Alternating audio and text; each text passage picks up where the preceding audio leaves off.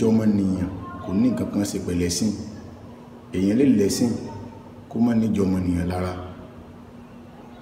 Ètò tí mo gbé wá yìí, arábìnrin kan wà, ó bí ọmọ 20 ọdún àtọdún mẹ́rin 24 years, kò lè sọ̀rọ̀, kò lè rìn, kò lè gbápá. Arábìnrin wa máa ń gbìyànjú àti lọ tọrọ owó fún ọmọ ìjẹ. Ó wá dọjọ́ kan, ó wá ṣe kòǹgẹ́ brọ́dà wa kan lára àwọn tán jẹ́ oníṣẹ̀ṣe. Brọ́dà yẹn wá wò pé obìnrin tó wá máa ń tọrọ owó ní gbogbo ìgbà yìí kí ló ń fowó ìṣègùn àti gbogbo ló ti ń wá. Brọ́dà yẹn wọ́n wá decide láti tẹ̀lé obìnrin.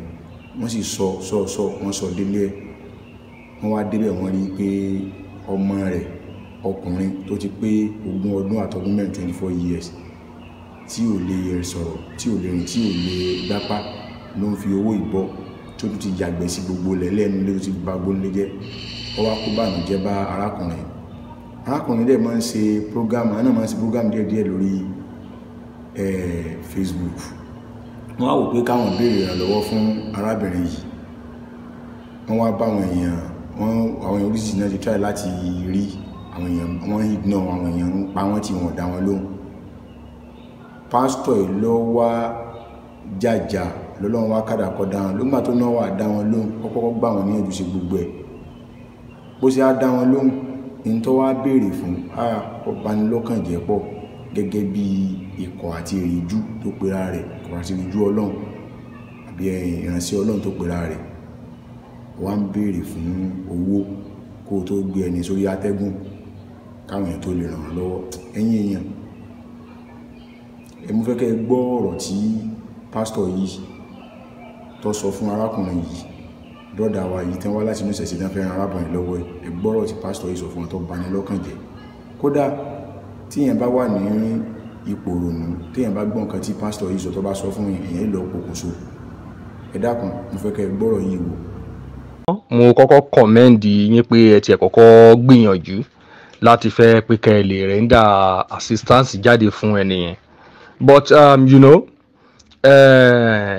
ilé ayé tá wà yìí and báyé dẹ̀ ṣe ń jẹ́ ayé tó wà yìí, ẹni tí ò bá ti jẹ́ pé ó relevant níta tó dẹ̀ jẹ́ tí ayé ti tẹ́wọ́ gbà níta, ayé ò kì í kọbi ara sí wọn.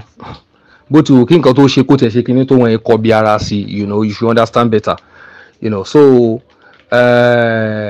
ẹni tí Ọdúnládé bá gbé síta nísìn àti ẹni tó wà ní oko Ìbàdàn bìkan tóun bá gbé nǹkan síta, gbogbo ara ti mọ̀ wípé táyé Ọdúnládé gbé síta, even kó kọ̀ jẹ́ pé ó ń da itọ́ lẹ́nu, you understand, ayé máa fẹ́ wò, so àyẹn ti wà bẹ́ẹ̀ ó dẹ̀ wà bẹ́ẹ̀ náà ni. So ẹ̀bẹ̀ la máa ń bẹ lọ́hùn pé Ọlọ́run kó jọ kó fi wá hàn sí gbangba. Iṣẹ́ náà nìyẹn máa ń ṣe débẹ̀ lóòótọ́.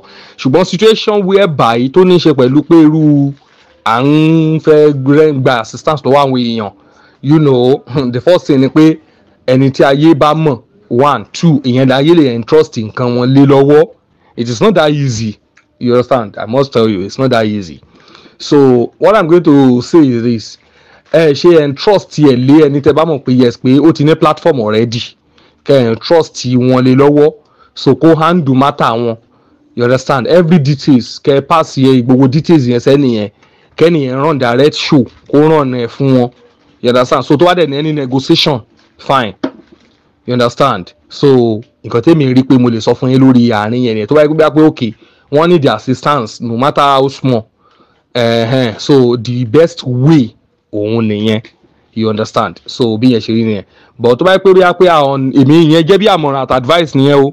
But tó bá yẹ pé bí a pé okay show yín tẹ́ ṣe pé ẹ fẹ́ kí n bá yín repost, kí o ti báyìí kí n bá yín repost ẹ̀ sọ́dọ̀ mi, you understand. Normally 100,000 naira ni, you understand. Tí n bá ti repost ẹ̀ 100,000 ni. So tó bá dẹ̀ ti lo a week, mo máa ń remove ẹ̀. So nǹkan tó bá ti iṣẹ́ tó bá ti ṣe, ẹ̀yin lẹ́nu bẹ́ẹ̀ ṣe show yín, ẹ̀yin lẹ́nu bẹ́ẹ̀ ṣe package ẹ̀, ẹ̀yin lẹ́nu bẹ́ẹ̀ ṣe everything, ìyẹn ò ṣe issue pẹ̀lú tèmi, you understand. Even kó jẹ́ church program, if you go to my page now you still see church program kan lórí ẹ̀, you understand. Mi ti delete yẹn torí tó bá ti pọ̀ sẹ́kùn máa ń delete ẹ̀. So tó bá ti jẹ́ pé nǹkan tí ẹ fẹ́ nìyẹn, I can still give you because of pé you want to help these people. I can still give you on 50,000 naira. You understand? So and I will run it for you. My buying release a jáde 1 week, but ẹ̀yin lẹ ní package tẹ́ wá ṣe sínú ẹ̀ bí package yín bá ṣe ń gbọ́ létí sí ọwọ́ tí yín nìyẹn wà. Do you understand? So other package tí mo lè sọ fún yín pé bí a pé kí n máa yín run ìyẹn máa cost, so owó dẹ̀ lẹ̀ ń wá. You understand? So ló jẹ́ kí n má mọ̀ràn àkọ́kọ́ yẹn wá o.